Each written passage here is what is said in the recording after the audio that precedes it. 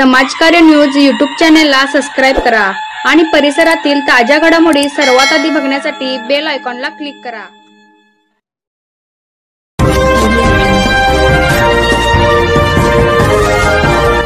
आणि त्या सभेमध्ये मी आमच्या लोकांना सभासदांना एक आव्हान केलेलं आहे की प्रत्येक वर्षी आमच्या भागामध्ये पूर येऊन आमच्या भागाचं नुकसान होतं, शेतकऱ्यांचं नुकसान होतं, पिकाचं नुकसान होतंय।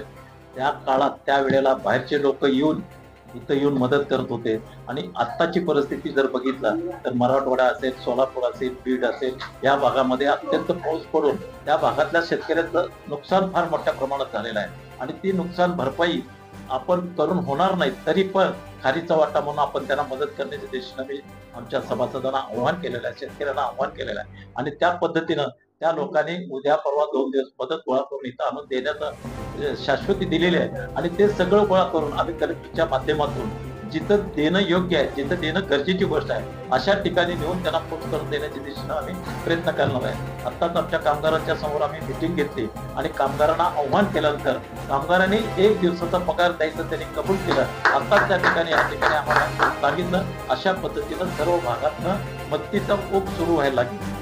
तरी पुढाकार घेणं गरजेचं होतं, त्या पद्धतीने आपण पुढाकार घेऊन निघालेला आहे आणि या भागातनं जी जमल ती मदत आपण त्यांना देण्याच्या दिशेने प्रयत्न करणार आहे। 4-5 वर्षापूर्वी केरळमध्ये ज्यावेळेला मोठा पूर आला तिथं देखील नुकसान झालं, त्यावेळेला आमच्या भागातून आम्ही 7 ट्रक धान्य असेल, भाजी म्हणजे कपडे लत्ता असतील, जे असेल जीवनावश्यक वस्तू त्या पाठवून देण्याचा प्रयत्न करून तिथं पाठवून दिले। त्याच पद्धतीनं 2 दिवस आम्ही प्रयत्न करून जास्तीत जास्त मदत त्या भागातल्या लोकांना कसं देता येईल ही बघण्याची दृष्टी ठेवून जाणार आहे आणि आम्ही समाजातल्या लोकांना देखील आव्हान करतो, आमच्या भागातल्या लोकांना, की तुम्ही देखील जे जमेल ती तुम्ही मदत करण्याची दृष्टी ठेवा, कारण आपल्याला 3-4 वेळा त्या भागातल्या लोकांनी येऊन अत्यंत मदत केलेली आहे। त्याची जाणीव ठेवून, माणुसकीची जाणीव ठेवून आपण मदत करण्याच्या दिशेने प्रयत्न करावे एवढी कळकळीची विनंती त्यांना करतो। नमस्कार।